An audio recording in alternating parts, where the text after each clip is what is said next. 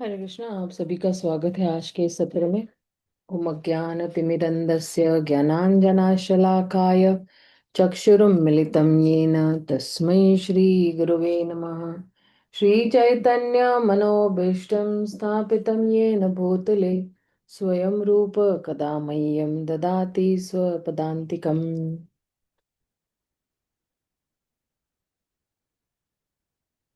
नमो विष्णुपदाय कृष्णपृष्ठाय भूतले श्रीमते भक्तिवेदांत स्वामिनिति नामिने। नमस्ते सरस्वते देवे गौरवाणी प्रचारिणे निर्विशेष शून्यवादी पाश्चात्य देश तारिणे। जय श्री कृष्ण चैतन्य प्रभु नित्यानंद श्री अद्वैत गदाधर शिवासादि गौर भक्तवृंद। हरे कृष्णा कृष्णा कृष्णा हरे हरे, हरे राम राम राम हरे हरे। तो यहाँ इस 44वें श्लोक से जो है वृंदावन दास ठाकुर अभी कुछ कारण देंगे कि क्यों जो है उन्होंने ये चैतन्य चरितामृत लिखा, या किन्होंने उनको जो है प्रेरणा दी या आदेश दिया चैतन्य चरितामृत लिखने के लिए। वृंदावन दास कैल चैतन्य मंगल ताहा ते चैतन्य लीला वर्णिल सकल। श्री वृंदावन दास ठाकुर ने चैतन्य मंगल लिखा है और उसमें चैतन्य महाप्रभु की लीलाओं का पूरी तरह विस्तार से वर्णन किया है। सूत्र करी सब लीला करिल ग्रंथना पाछे विस्तारिया ताहार कैल विवरण। उन्होंने सर्वप्रथम संक्षेप में महाप्रभु की लीलाएं दी है और बाद में उनका विस्तार से वर्णन किया हुआ है। तो स्टार्टिंग में शॉर्ट में उनका जो है वो लीलाएं बताई, फिर उसकी लीलाओं का विस्तार किया हुआ है। चैतन्य चैतन्य चंद्रेर लीला अनंत अपार वर्णिते वर्णिते ग्रंथ हैल विस्तार। चैतन्य महाप्रभु की लीलाएं अनंत तथा अगाध है, अतः इन सब का वर्णन करने से यह ग्रंथ विशाल काया बन गया है। विस्तार देखिया किछु संकोच हैल मना सूत्र धृत कोन लीला न कैल वर्णन। उन्हें इसे इतना विस्तृत देकर बाद में उन्हें लगा कि उनमें से कुछ का वर्णन ठीक ठीक नहीं हो पाया है। अब ये एक्चुअली कौन कह रहे हैं? श्रील वृंदावन दास ठाकुर के बारे में कह रहे हैं कि उनको लगा कि बाद में जो है इतना लिखने के बाद भी बोले कि वर्णन ठीक से नहीं हो पाया है।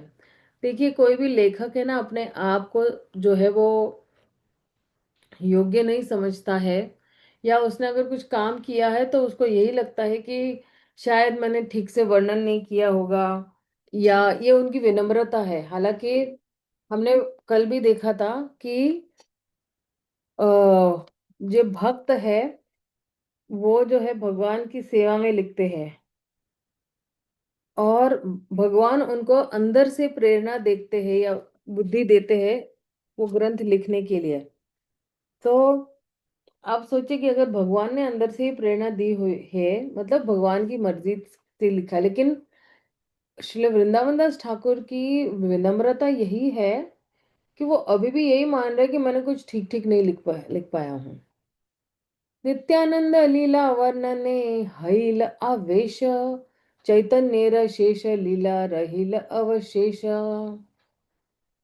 उन्होंने नित्यानंद प्रभु की लीलाओं का भावमय वर्णन किया है, किंतु चैतन्य महाप्रभु की अंत्य लीला अनकही रह गई है। तो अभी चैतन्य महाप्रभु की जो लीला है वो अभी तक नहीं बताई हुई है। तो फिर सही सब लीला र सुनीते विवरण वृंदावन वासी भक्तेर उत्कंठित मना। तो वृंदावन के सारे भक्त इन लीला को सुनने के लिए अत्यंत उत्सुक रहते थे। भगवान की जो अंत्य लीला है वो। अब यहां से अगर आप देखोगे तो अलग अलग लोगों ने उनको प्रेरणा दी है या आदेश दिया है उनको चैतन्य चरितामृत लिखने के लिए। तो यहाँ से लेके करीबन मेरे ख्याल से 72 श्लोक तक बताएंगे कि किन लोगों ने प्रेरणा दी हुई है उनको। पहले तो हरिदास ठाकुर ने उनको प्रेरणा दी हुई है। वृंदावन नामक महान तीर्थस्थल में कल्पवृक्ष के नीचे रत्नों से जड़ित एक सुनहला सिंहासन है। अच्छा, मैंने ये पढ़ा नहीं। ओके। वृंदावने कल्पद्रु में सुवर्ण सदना महायोग पीठ तहा रल सही सिंहासन। वृंदावन नाग महातीर्थ स्थल में कल्पवृक्ष के नीचे रत्नों से जड़ित एक सुनहला सिंहासन है। इसलिए आप देखना, आपको ये भजन अगर याद होगा, वृंदावन रम्य स्थान दिव्य चिंतामणि धाम रतन मंदिर मनोहर तारम देहिमा पीठ अष्टदले वेष्टित अष्टदले सुंदरी राधिका। तो उस भजन में एक्चुअली आता है कि भगवान जो है रत्नों से जड़ित एक सिंहासन पर बैठे हुए वृंदावन में, और सारी अष्ट सखियां उनके आसपास घूम रही है। ताते वासिया छे सदा व्रजेंद्र नंदना श्री गोविंद देव नाम साक्षात साक्षात मदन। उस सिंहासन पर नंद महाराज के पुत्र श्री गोविंद देव विराजमान है, जो दिव्य कामदेव है। हम्म, अब जरा गोविंद देव की जरा थोड़ी और बता रहे। राजा सेवा हय ताहा विचित्र प्रकार दिव्य सामग्री दिव्य वस्त्र अलंकार। कहते वहां पर गोविंद देव की नाना प्रकार से राजसेवा राजसी सेवा की जाती है। उनके वस्त्र आभूषण तथा साज सामग्री सभी दिव्य है। सहस्त्र सेवक सेवा करे अनुक्षण सहस्त्र वदने सेवा ननाय नयाय वर्णन। गोविंद जी के उस मंदिर में हजारों सेवक भक्ति भाव से सदैव भगवान की सेवा में लगे रहते हैं। हजारों मुखों से भी इस सेवा का वर्णन कर पाना संभव नहीं है। तो अभी गोविंद देव जी की एक्चुअली क्यों कर रहे हैं, जो है ये वर्णन क्यों कर रहे हैं, क्योंकि गोविंद देव जी के जो मुख्य जो सेवक थे वहां पे, वो एक्चुअली हरिदास ठाकुर थे, इसलिए इसका सारा वर्णन दे रहे हैं। सेवार अध्यक्ष श्री पंडित हरिदास तार यश गुण सर्व जगते प्रकाश। उस मंदिर के मुख्य सेवक श्री हरिदास पंडित है। उनके गुण तथा उनका यश सारे जगत में प्रसिद्ध है। अब ये जो हरिदास पंडित है, ये हरिदास ठाकुर से अलग है। ठीक है। श्री हरिदास पंडित गदाधर पंडित के शिष्य श्री अनंत आचार्य के शिष्य थे। अनंत आचार्य के जो शिष्य है वो कौन है? हरिदास ठाकुर है। सुशील सहिष्णु शांत वदान्य गंभीर मधुर वचन मधुर चेष्टा महाधीर। अब ये हरिदास ठाकुर के क्या है, ये वर्णन दिया हुआ है ना।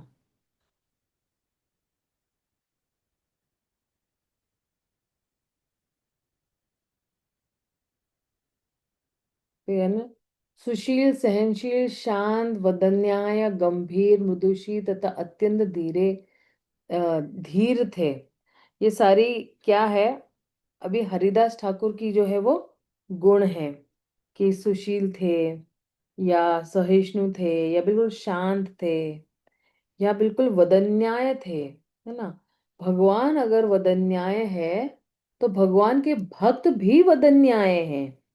क्योंकि आप देखिए कि अगर हम सीधे कभी भगवान का भजन करेंगे तो भगवान हमें सीधे कृपा नहीं देते हैं। भगवान के जो भक्त है, वो उन्होंने भगवान को इतना प्रसन्न किया है कि जब ये शुद्ध भक्त सिफारिश करते हैं तो हम जैसे जो बद्ध जीव है जिनके पास कोई योग्यता नहीं है, भगवान हम पे जो है उन शुद्ध भक्तों के माध्यम से कृपा बरसाते हैं। इसलिए जो है भगवान भी, चैतन्य महाप्रभु भी नमो महावदन्य, क्योंकि भक्त अवतार में आए थे, है ना, भक्त रूप में आए थे, तो इसलिए उनको महावदन्याय कहा गया था। भक्त वदन्याय है लेकिन चैतन्य महाप्रभु महावदन्याय है। तो इसलिए सबार समान करता करे न सबार हित, कौटल्य मात्सर्य हिंसा न जाने तार चित्त चित्त। तो कह रहे वे सबको सम्मान देते थे और सबकी भलाई के लिए कार्य करते थे। तो सम्मान देना और सबकी भलाई के लिए कार्य करना, ना करे ना सबार हित, है ना। तो ये जो गुण है ना वैष्णव का, ये जो है बहुत ही क्या कहते हैं, अम, दिल को छू जाने वाला जो है वो गुण है। तो पहली बात तो अमानी न मान देना, कीर्तनिया सधारी। और दूसरा है सभी का भलाई, यानी सभी का हित सोचते थे और सभी के भलाई के लिए ही कार्य करते थे। हम लोग जब कोई कार्य करते हैं तो हमें लगता है कि नहीं नहीं भाई मेरा ही भला होगा या मेरे लिए ही होना चाहिए, लेकिन शुद्ध भक्तों के जो कार्य है वो लोगों की भलाई करने के लिए होते हैं। और जब लोगों की भलाई करते हैं तो अपने आप ही भगवान प्रसन्न हो जाते हैं।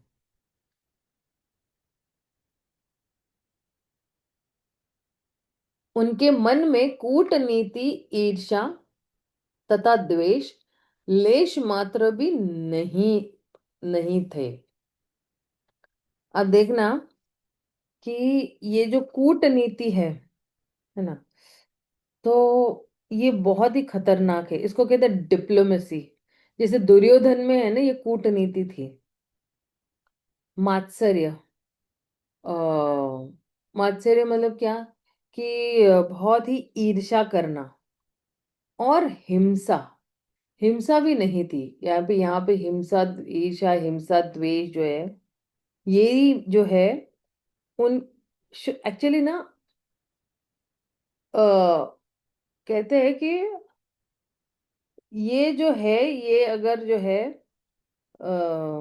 ये जो कूटनीति है या ईर्ष्या है या हिंसा है, ये एक्चुअली हरिदास ठाकुर या हरिदास पंडित के हृदय को पता भी नहीं था कि ये क्या होता है। मतलब वो सोचिए, एक जैसे छोटा बालक होता है ना तो उसको पता नहीं होता कि कूटनीति क्या है, ईर्ष्या करना क्या है ना, या हिंसा करना क्या है, राइट।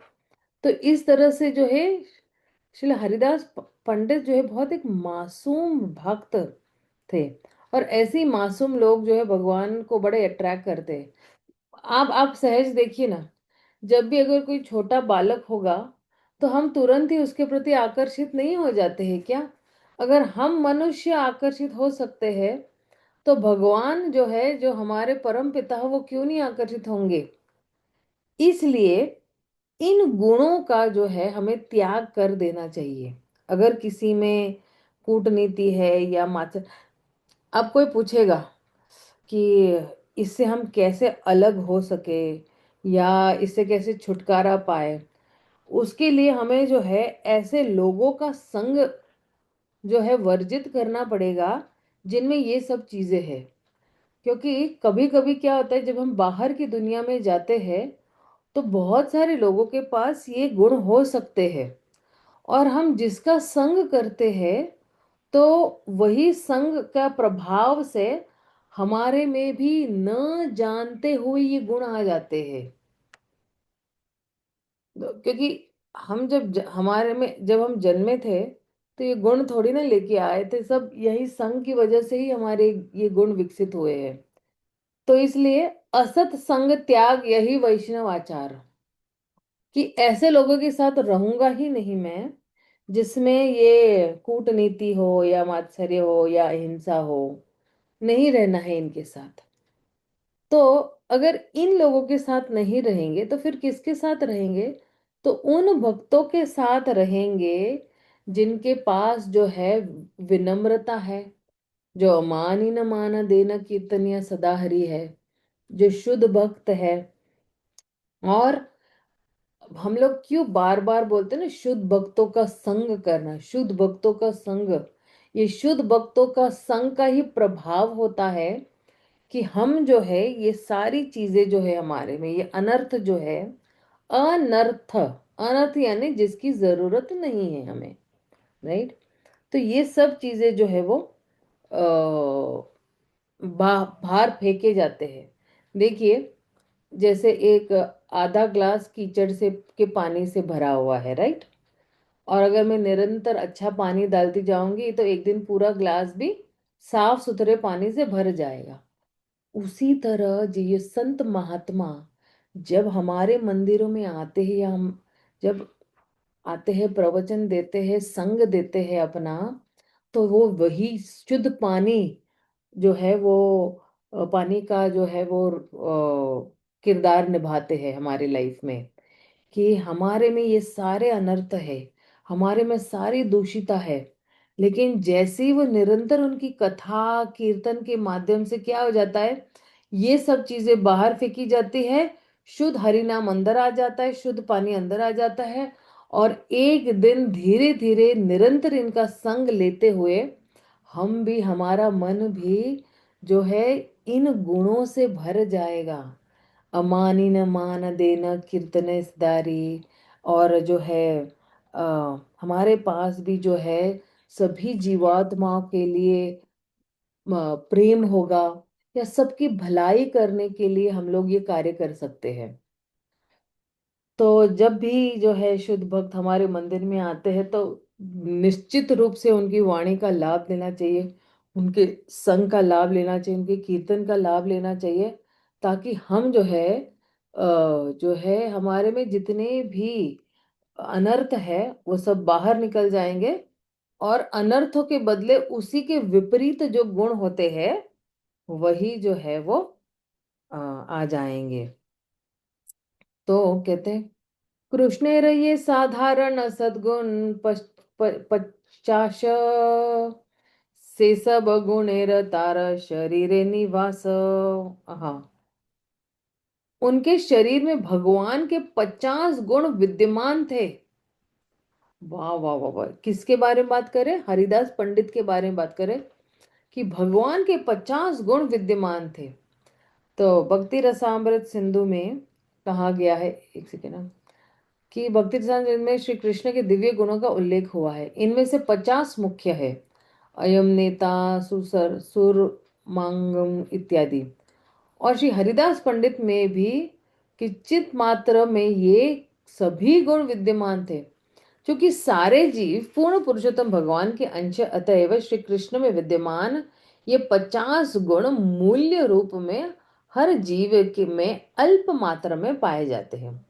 बद्ध जीवों में भौतिक प्रकृति के संपर्क में रहने के कारण ये गुण दृष्टिगोचर नहीं होते, किंतु जब कोई शुद्ध भक्त बन जाता है तो ये सारे गुण स्वतः प्रकट हो जाते हैं। इसका उल्लेख जो है यस्य भक्तिर यस्याति भक्तिर भगवती अकिंचन, है ना, ये वाला श्लोक है। जैसा कि अगले श्लोक में स्पष्ट है, यस्याति भक्ति भगवत्या किंचना सर्वे गुणैस्तत्र समास सते सुरा हराव भक्तस्य कुतो महद्गुणा मनोरथेनाति धावतो बहि। यदि किसी में कृष्ण के प्रति अविचल भक्ति में श्रद्धा है तो उसमें कृष्ण तथा सारे देवताओं के सद्गुण धीरे धीरे प्रकट होता है। लेकिन उसके लिए कंडीशन क्या है? उसके लिए अविचल भक्तिमय श्रद्धा। अविचल यानी कोई भी व्यक्ति जो है आपको हिला नहीं सकता है। कोई भी व्यक्ति ये नहीं आपको बोल सकता है, अरे अरे कृष्ण जो है वो परम भगवान पुरुषोत्तम नहीं है, है ना, पूर्ण पुरुषोत्तम भगवान नहीं है। वो तो जो है गणपति है, या शिव जी है, या जो है ब्रह्मा जी है, या देवी है ना। तो उसको कहते अविचल। या कोई भी भौतिक कहते हैं ना, स्तर जो है हमें आकर्षित नहीं कर सकता है, या कोई भी भौतिक इंसान हमें आकर्षित नहीं कर सकता है, या उनमें श्रद्धा नहीं है, सिर्फ भगवान में अविचल भक्तिमय श्रद्धा है, तो फिर जो है ये सारे गुण जो है उसमें धीरे धीरे प्रकट होते हैं। किंतु जिसमें पूर्ण पुरुषोत्तम भगवान के प्रति भक्ति नहीं होती, उसमें सुयोग्यता नहीं होती, क्योंकि वह मनोकल्पना द्वारा भगवान के बाह्य रूप भौतिक जगत में लगा रहता है। इसलिए कहते हैं मनोरथेना मनोरथेना सती धावतो बही, बाहर ही भ्रमण करते रहता है आके। अभी इसमें जो है आप देखना कि जब कह रहे हैं ना कि अ, जो ये 50 गुण जो है भगवान के, वो कुछ मात्रा में जो है हर जीवात्मा में रहते हैं, लेकिन क्योंकि जो है माया का एक अपना आवरण रहता है ना, तो माया की आवरण की वजह से जो है ये जो गुण है ना, ये हमें दिखाई नहीं देते हैं हमारे बद अवस्था में। लेकिन जैसे जैसे जो है हम भगवान की भक्ति करते जाते हैं और भक्ति में आगे बढ़ते जाते हैं, तो फिर जो है जब हम शुद्ध भक्त बन जाते हैं, तो फिर उस शुद्ध अवस्था में ये जितने भी 50 गुण हैं वो प्रकट हो जाते हैं। तो अगर हम एक 50 इन गुणों की अगर लिस्ट बनाएंगे, और एक ये अच्छा होमवर्क है एक्चुअली, मुझे भी लिख लेना चाहिए, एक सेकेंड अभी। ये गुणों की एक लिस्ट बनाएंगे, और धीरे धीरे अगर हम इन पे काम करना शुरू करेंगे तो बहुत अच्छा रहेगा।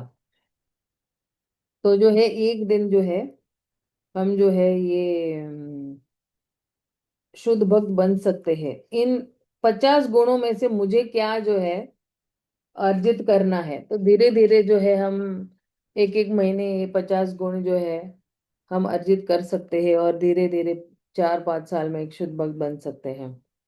तो ये बहुत अच्छा कार्य है, कर सकते हैं हम लोग, थोड़ा होमवर्क भी कर सकते हैं। 50 गुण। फिर आगे क्या कह रहे हैं, अब देखिए। अभी तक तो हरिदास पंडित की जो है वो जो है क्या कहते हैं गुणों के बारे में बताया हुआ है। पंडित गोसाई शिष्य अनंत आचार्य, कृष्ण प्रेममय तनु उदार सर्व आंगन आग्न। हम्म,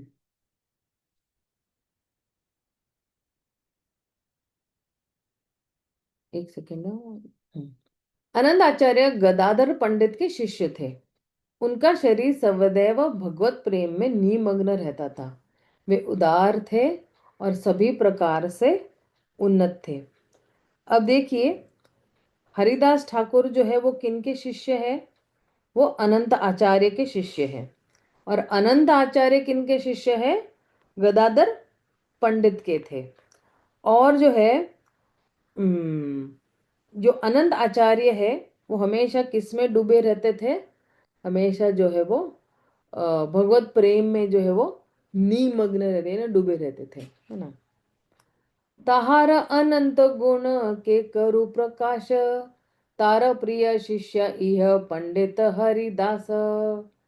अनंत आचार्य समस्त सद्गुण के आगार थे। उनके बड़प्पन का अनुमान कोई नहीं लगा सकता। पंडित हरिदास उन्हीं के प्रिय शिष्य थे। तात्पर्य में श्रील भक्ति सिद्धांत से ठाकुर अपने अनुभाषा में लिखते हैं कि श्री अनंत आचार्य श्री चैतन्य महाप्रभु के नित्य पार्षदों में से एक है। पहले भगवान कृष्ण के अवतार के समय में वे 8 गोपियों में से एक सुदेवी नामक गोपी थे, है ना। सुदेवी नामक गोपी थे। कौन थे? अनंत आचार्य सुदेवी नामक एक गोपी थे। गौर गणों देश दीपिका में ऐसा कहा गया है कि अनंत आचार्य गोस्वामी या सुदेवी पूरा ब्रजे, है ना, पूरा ब्रजे अनंत आचार्य गोस्वामी प्राचीन काल में व्रज में सुदेवी गोपी थे। जगन्नाथपुरी या पुरुषोत्तम क्षेत्र में अनंत आचार्य द्वारा स्थापित गंगा माता मठ है। इस मठ की गुरु शिष्य परंपरा में वे विनोद मंजरी कहलाते हैं।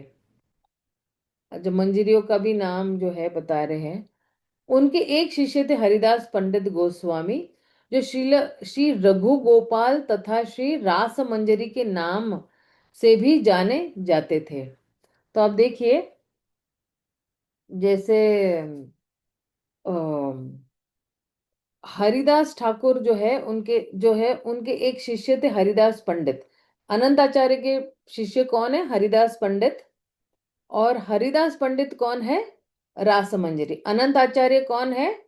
सुदेवी गोपी है। और उनके नीचे कौन है फिर? ये अनंत आचार्य जो है वो रासमंजरी है वो है। उनकी शिष्या लक्ष्मी प्रिया पुटिया की राजकुमारी गंगा माता की मौसी थी। अब जो है उनकी एक शिष्या, किनकी शिष्या? हरिदास पंडित की शिष्या लक्ष्मी प्रिया पुटिया की जो राजकुमारी, यानी लक्ष्मी प्रिया पुटिया की बेटी गंगा माता की मौसी थी। गंगा माता जयपुर के कृष्ण मिश्र से श्री रसिक राय नामक एक विग्रह ले आई थी, जिन्हें उन्होंने जगन्नाथपुरी में सर्वभौम के घर में स्थापित किया था। श्री अनंत आचार्य के बाद की पांचवी पीढ़ी के शिष्य श्री वनमाली थे। छठी पीढ़ी में श्री भगवान दास हुए, जो बंगाली थे। सातवीं पीढ़ी में मधुसूदन दास हुए, जो उड़िया थे। आठवीं पीढ़ी में नीलांबर दास, फिर नौवीं पीढ़ी में नरोत्तम दास, 10वीं पीढ़ी में पीताम्बर दास और 11वीं पीढ़ी में माधव दास हुए। इस समय गंगा माता मठ में प्रभारी 12वीं पीढ़ी के शिष्य है। तो ये जो है गुरु शिष्य जरा परंपरा बता रहे हैं, है ना। और जो है शिल प्रभुपाद ने ये हमें बताया हुआ है। अब आगे कह रहे अभी और आगे हरिदास ठाकुर की ही गुणगान बता रहे हैं। जी। चैतन्य नित्यानंद तार परम विश्वास, चैतन्य चरिते तार परम उल्लास। पंडित हरिदास को चैतन्य महाप्रभु तथा नित्यानंद महाप्रभु में प्रगाढ़ श्रद्धा थी। अतएव उनकी लीलाओं तथा गुणों को जानने से उन्हें परम संतुष्टि होती थी। तो सोचिए, अगर किसी को परम संतुष्टि चाहिए तो हमें क्या करना पड़ेगा?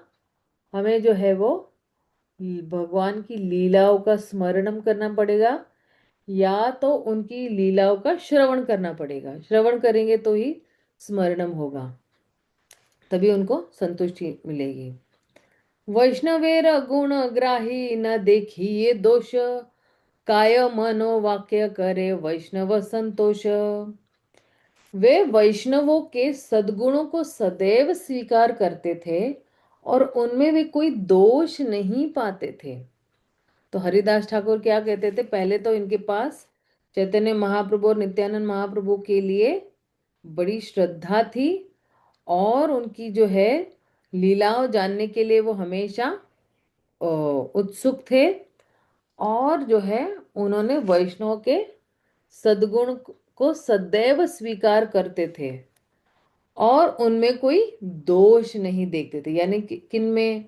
वैष्णव का एक गुण है कि वो किसी में दोष नहीं पाते हैं। मतलब अगर होगा तो भी उसको नजरअंदाज करते हैं।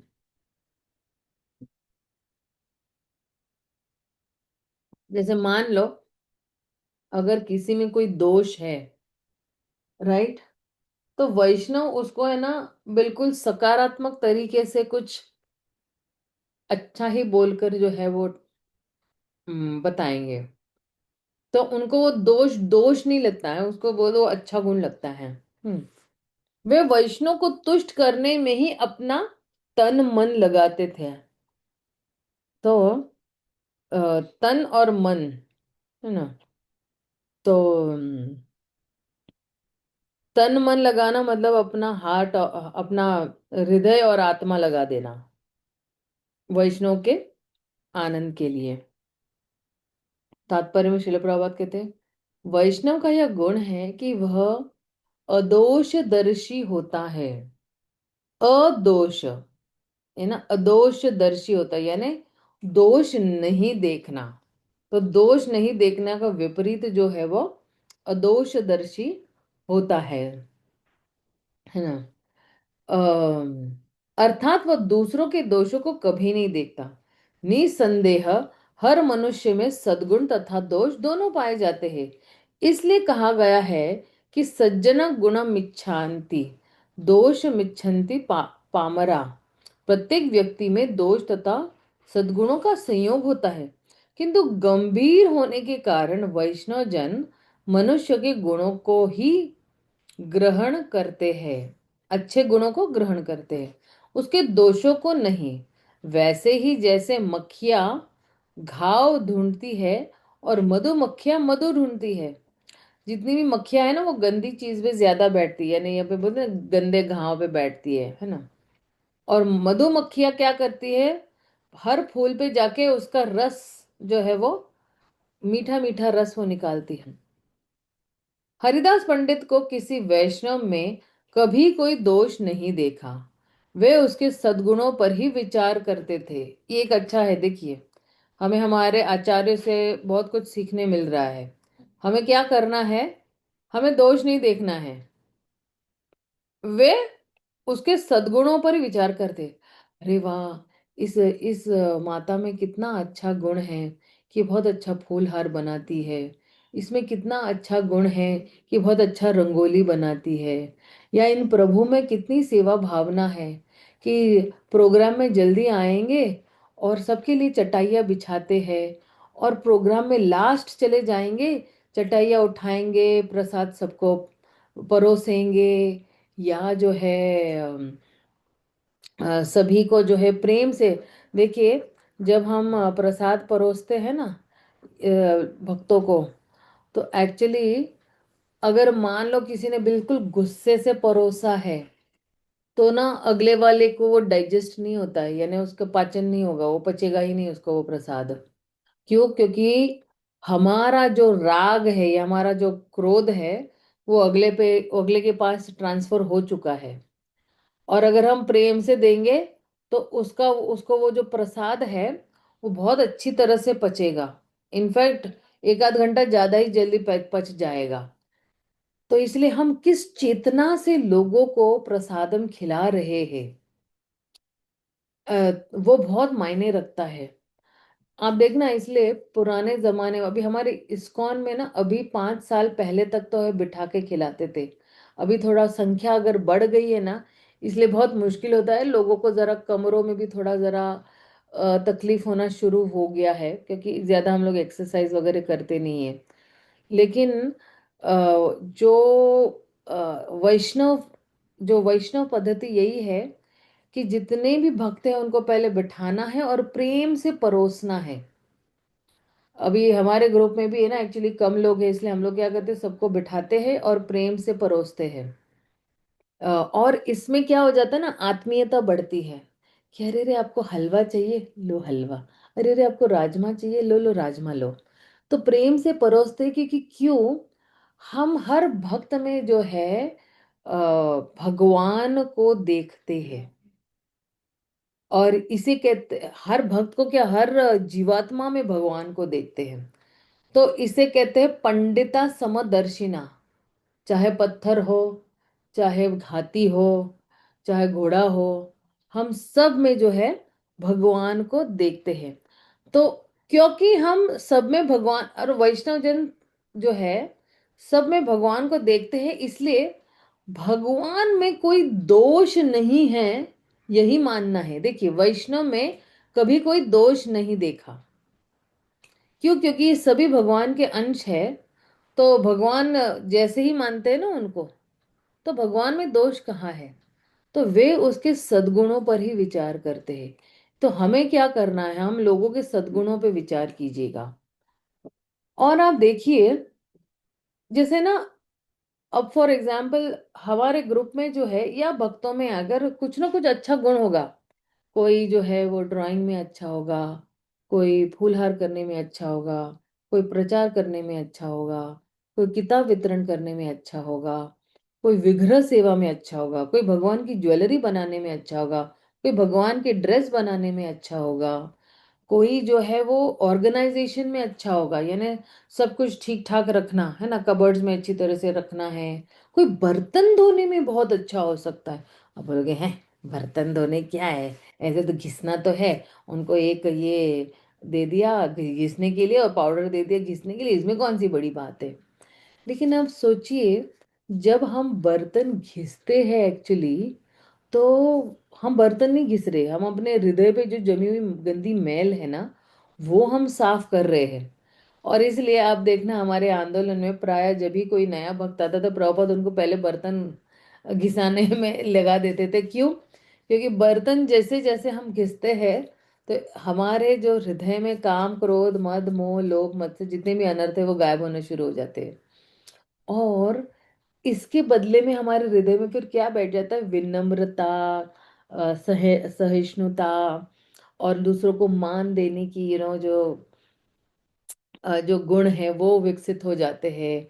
और या किसी को हमें मान दे ना दे, हम अपनी सेवा करते रहेंगे। इसलिए ना मैंने एक्चुअली अभी हर ग्रेस निताई सेविनी माता जी आए थे, तो उन्होंने बताया था हम लोगों को कि कोई एक ऐसी सेवा पकड़ लेनी चाहिए, या दिन में कोई एक ऐसी सेवा करनी चाहिए जो कोई न जानता हो। चाहे वो कुछ भी हो जाए, आपके घर में आप भगवान को भोगी लगा लो किसी को बिना बताए, या भगवान के लिए कोई एक मिठाई लेके आओ, या कोई एक फल लेके आओ, या कोई जो है आप जो है मंदिर में जाके कहीं पे किसी कोने में झाड़ू लगा लो, या मंदिर में जाके जो है भगवान को फूल ही अर्पण करो, या भगवान को अपने मन की बात बताओ, या भगवान के गुणगान करो। रोज गुणगान कर सकते, देखिए जब हम भगवान के गुणगान करते किसी को नहीं पता चलता कि हम भगवान के गुणगान कर रहे हैं, राइट। तो ऐसी ऐसी सेवाएं हमें ढूंढ निकालनी चाहिए जहां पे हमने आज ये सेवा की है, लेकिन किसी को, आपके काउंसलर को भी नहीं पता होनी चाहिए कि आपने ये सेवा की हुई है।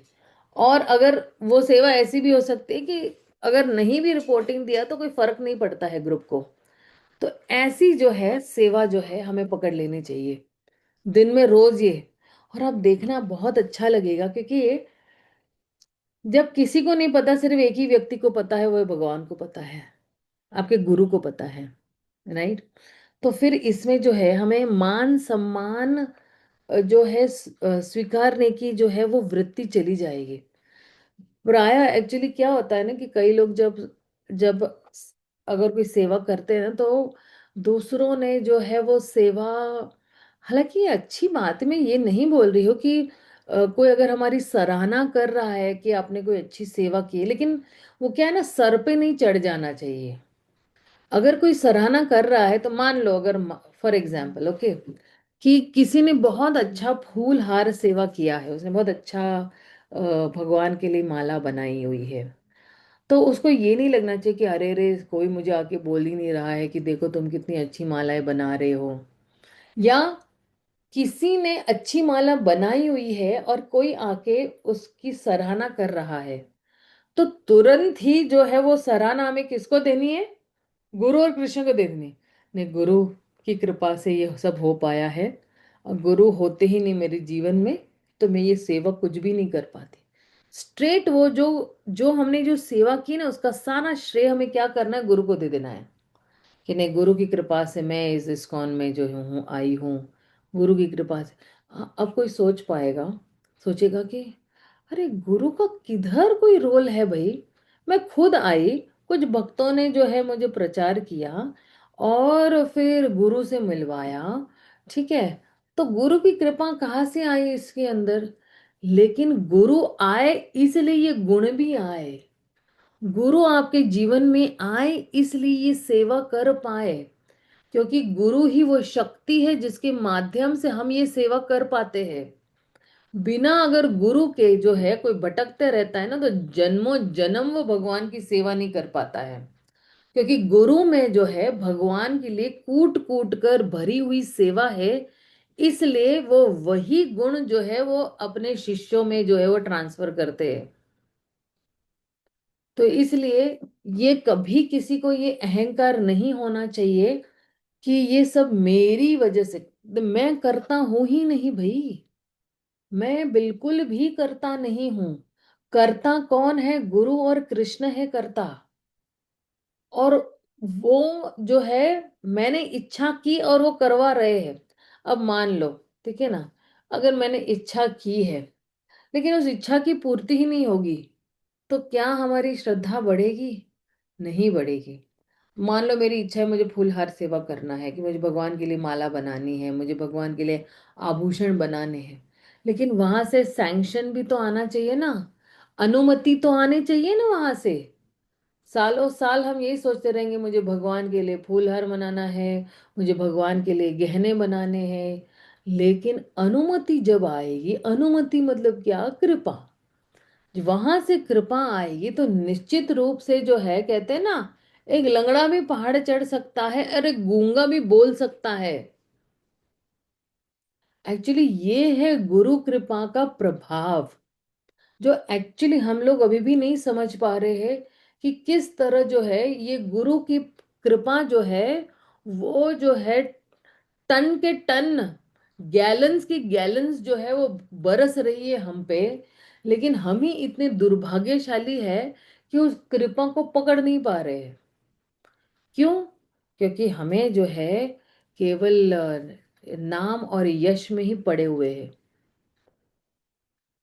और इसलिए जो है, जब भी हमें कोई सेवा मिलती है तो सीधी हमें वो जो उसका श्रेय जो है हमारे गुरु और कृष्ण पर दे देनी है।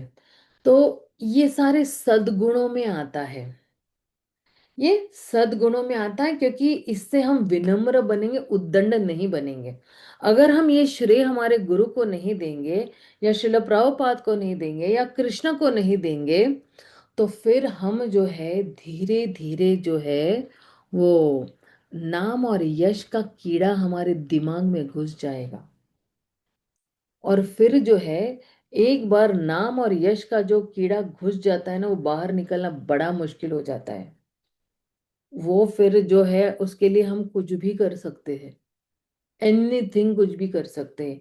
लोगों को नीचा दिखाएंगे, लोगों की आलोचना करेंगे, लोगों के अच्छे गुणों को नजरअंदाज करेंगे, इधर उधर आलोचना। इसलिए जो है, हमें जो है लोगों के दोष देखने नहीं है। देखिए, अगर कोई ऐसी स्थिति पे है कि हम, उस व्यक्ति के साथ हमारा संबंध अच्छा है, तो हम उसको करेक्ट कर सकते हैं कि अच्छा, तो तुम ना थोड़ा ये गलत कर रहे हो, थोड़ा ऐसे नहीं, ऐसे कर सकते हो आप। क्योंकि हम उसमें उसके हितैषी है, हम उसके दुश्मन नहीं है। और किसी को करेक्ट करना भी एक स्टाइल रहती है। हम सीधे नहीं बोल सकते, अरे अरे अरे तुम्हें ये नहीं पता, इतना भी करना नहीं आता तुम्हें। ऐसा नहीं करना है उनको। उनको बड़े प्यार से समझाना है कि आपने ये जो किया वो बहुत अच्छा है, लेकिन अगर ऐसा करते तो ज्यादा बेहतर होता। अगली बारी ये वाला ट्राई करके देखना। तो शब्दों का फेर है, सिर्फ सिर्फ शब्दों का फेर है। और शब्दों में ही पता चल जाता है कि ये मेरा हितैषी है, या ये मेरा जो है हितैषी नहीं, ये मुझसे ईर्ष्या कर रहा है। अगर आप प्यार से बताओगे तो उस व्यक्ति को निश्चित रूप से पता चलेगा कि नहीं, ये मेरा हित सोचने वाला है हमेशा। ये हमेशा मेरा हित ही सोचता है, इसलिए उन्होंने ऐसे बोला हुआ है। और वाकई में ये जो है मेरे लिए इनको बहुत चिंता है, इसलिए बोला हुआ है। जैसे मान लो कभी ना, हम लोग कभी जब करते हैं ना, तो कोई सो रहा होता है, तो मैं क्या करती हूँ, उस व्यक्ति के ना पीठ पे जाके ऐसा सहलाती हूँ उसको। ये नहीं है कि उसको पूरा झिंझोड़ देंगे, नहीं, उसको बिल्कुल सहलाती हूँ मैं। और फिर बोलते हैं, सुबह का ब्रह्म मुहूर्त है, कितना अच्छा समय है ना माला करने के लिए। तो और यही समय रहता है जो भगवान के साथ हम कनेक्ट कर पाते हैं ना, तो पूरा दिन में बड़ा मुश्किल हो जाता है कनेक्ट करने के लिए। और ये बात मैं सहलाते हुए ही करती हूँ उनको। तो तुरंत ही उस व्यक्ति को अपना पता चलता है उसको, कि भाई जो है थोड़ा चल लो और वापस आ जाओ, बैठ जाओ, है ना।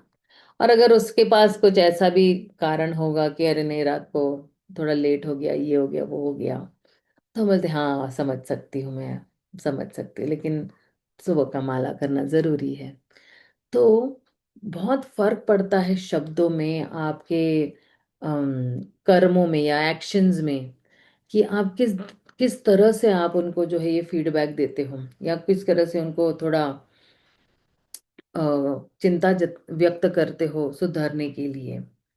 तो ये जो है, अच्छा मैं एक्चुअली कोई ये नहीं बता रही कि मैं बहुत शुद्ध भक्त हूँ, नहीं, अभी भी बनने की कोशिश कर रही हूँ, लेकिन मैं आपको एक उदाहरण प्रस्तुत करती थी। इवन जब प्रभुपाद भी जो है, किसी को अगर कुछ फीडबैक देना है या उनको मतलब कुछ कार्य के बारे में फीडबैक देना है, तो फीडबैक देने का भी एक तरीका रहता था। सैंडविच उसको कहते हैं, पहले उनकी सराहना करना, फिर वो किस चीज पर काम कर सकते हैं वो बताना, और वापस उनकी सराहना करना, उसको सैंडविच कहते हैं। कि उनके अच्छे गुण बताना पहले, कि अरे वाह आप बहुत अच्छा कर रहे हो एंड ऑल दैट, आपने ये सेवा की, लेकिन थोड़ा ये सेवा में ये जरा रह गया था, अगली बारी आप देख सकते कि ये सेवा इस तरह से अगर हो सकती है तो बेहतर होगा। और फिर बाद में फिर से बोला कि नहीं, लेकिन देखिए कोई ये सेवा के लिए आ नहीं रहा था, लेकिन सिर्फ आप ही ये सेवा के लिए, तो बहुत अच्छा है, भगवान ने इस विशेष रूप से आपको चुना है इस सेवा के लिए। तो प्रभुपाद का ना बहुत अलग स्टाइल था एक्चुअली फीडबैक देने के लिए। और प्रभुपाद ऐसे आचार्य है जिन्होंने ना अभी मतलब बोलना नहीं चाहिए, जैसे नकारे जितने भी लोग थे उनको भी जो है बिल्कुल जो है सेवाओं में, ऐसी ऐसी सेवाओं में जो है वो लगाया, जो वो खुद भी नहीं सोच सकते कि मैं ये कर सकता हूँ, ऐसी ऐसी सेवाओं में लगाया हुआ है। कोई अगर जो है इंग्लिश में अच्छा है तो उसको प्रूफ रीडिंग में लगा दिया, एडिटिंग में लगा दिया। कोई ड्राइंग में अच्छा है तो उसको क्रिएटिविटी में लगा दिया। तो उसको कहते हैं इंग्लिश में फैन द स्पार्क, चिंगारी है लेकिन उसको हवा दे रहे थे। मतलब उनमें वो क्षमता थी, लेकिन प्रभुपाद ने क्या किया, उनको मोटिवेट किया, उनको एनकरेज किया, उनको प्रोत्साहन दिया, और उनसे जो है वो भगवान की सेवा करवाई। और ऐसे बहुत सारे प्रभुपाद के शिष्य हैं जो बारंबार उन्हें एक ही बात बोली है, कि उन्होंने हमारे में कुछ देखा और उसको केवल हवा दिया है, चिंगारी देखी और हवा दी है, चिंगारी देखी हवा दिया है। और आज अगर हम इस अगर स्थिति पर है, तो हम केवल प्रभुपाद के प्रेम की वजह से, उनके मोटिवेशन की वजह से। आप देखिए ना, कई लोगों को सिर्फ थोड़ा ही एनकरेजमेंट चाहिए होता है, कि अरे वे तुम कर सकती हो, ये बहुत अच्छी तरह से तुम ये कर सकती हो, और ट्राई तो करो ना, ये कर सकती है। जैसे कभी हम सोच सकते थे कि हम 64 माला कभी करेंगे। अरे कहाँ, स्टार्टिंग में एक माला जान निकल जाती थी एक माला करने के लिए, और जैसे तैसे है ना, ऐसे लग रहे थे कड़वे घूंट पी रहे हैं, क्योंकि अविद्या के छाले थे, इसलिए वो एक माला भी बड़ी दुश्मन जैसी लगती थी। लेकिन सोचिए धीरे धीरे 16 माला पे पहुंच गए, फिर 25 माला पे पहुंच गए, फिर कभी कभी तो हम लोग कुछ कुछ दिनों में तो हम 64 मालाएं भी करते, जैसे पुरुषोत्तम मास या कार्तिक ले लो, पूरा 64 माला करते हैं। तो ये सोच भी नहीं सकते कि हम 8 घंटे, कहाँ पहले 10 मिनट, और कहाँ जो है वो आ, क्या, कितने कितने मिनट, 480 मिनट हम जो है वो भगवान के नामों का उच्चारण करते हैं। तो ये बहुत ही मतलब आश्चर्यजनक चीज है। गुरु की कृपा से कि 10 मिनट भी जो है हम नहीं कर पाते थे पहले जो माला, तो अब जो है वो 64 64 मालाएं भी हम लोग कर लेते हैं, करते हैं या नहीं करते। एकादशी वाले दिन तो 25 कर ही लेते हैं, नहीं कभी कभी एकादशी वाले दिन भी 64 कर लेते हैं। उसके लिए पूरा प्लानिंग करते हैं कि चलो अभी जो है जल्दी सो जाएंगे, जल्दी उठेंगे। और जब ना हिज ग्रेस भक्ति ब्रेद Bhagavat, sorry his holiness Bhakti ब्रेद भागवत महाराज आए थे ना, तो ना उन्होंने हमें ना प्लान दिया था दिल्ली में, और ये प्लान मैं आपको बताती हूँ अभी।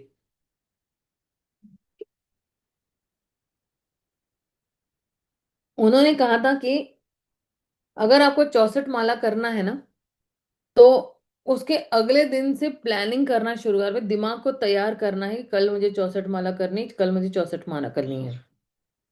उसके लिए आपको बिल्कुल 5 बजे ही आपका जो है भोजन समाप्त हो जाना चाहिए, रात का, रात्रि का डिनर जिसको कहते हैं, वो समाप्त हो जाना चाहिए, है ना।